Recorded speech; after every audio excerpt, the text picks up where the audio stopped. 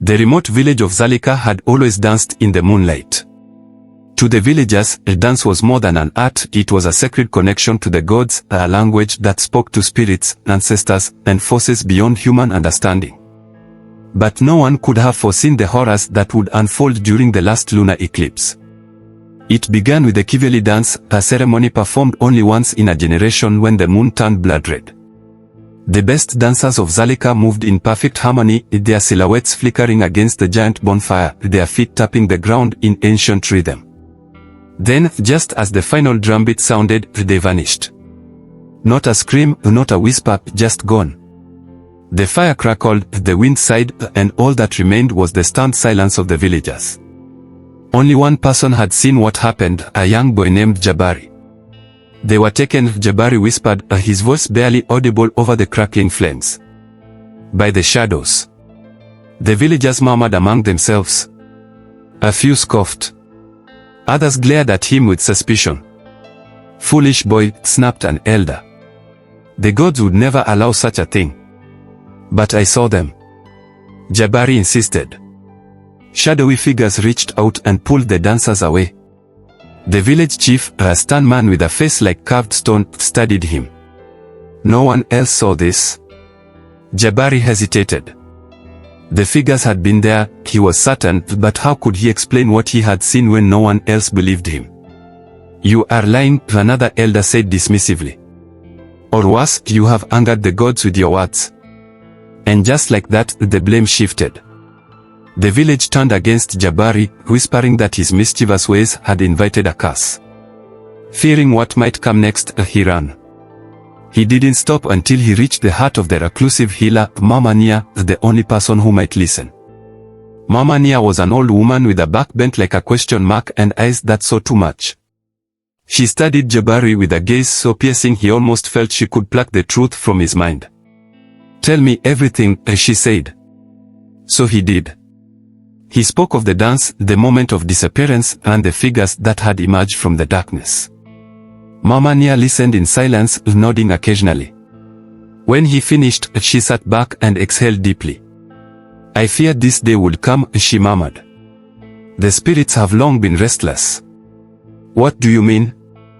Jabari asked.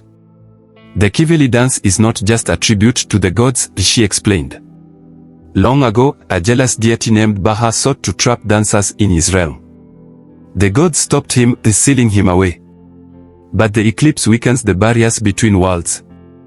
If the dancers were taken, Baha is stirring once more. Jabari swallowed hard.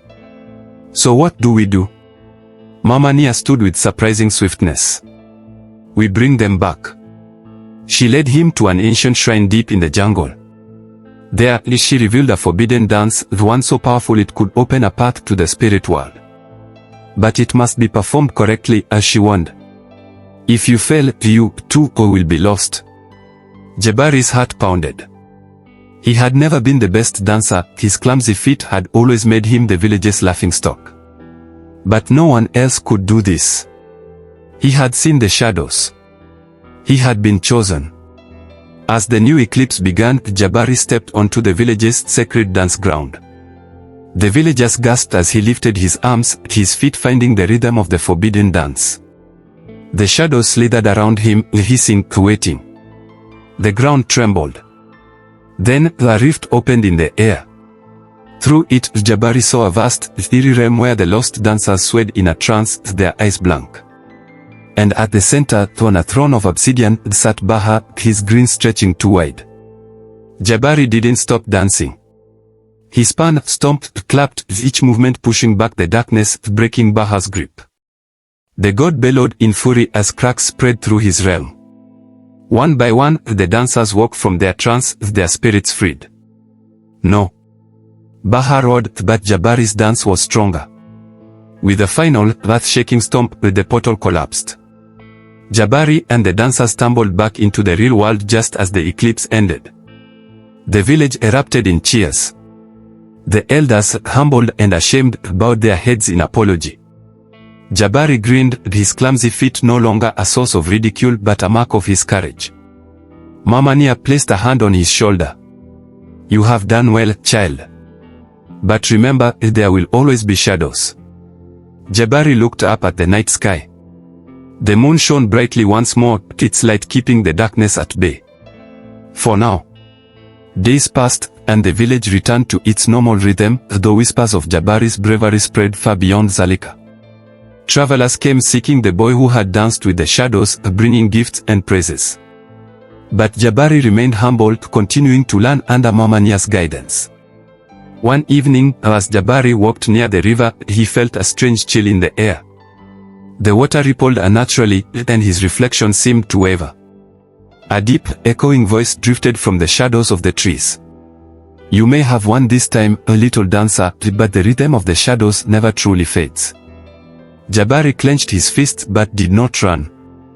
He had faced the darkness once before, then he would be ready to do it again. As he turned back toward the village, the moon overhead flickered ever so slightly, as if winking in silent agreement.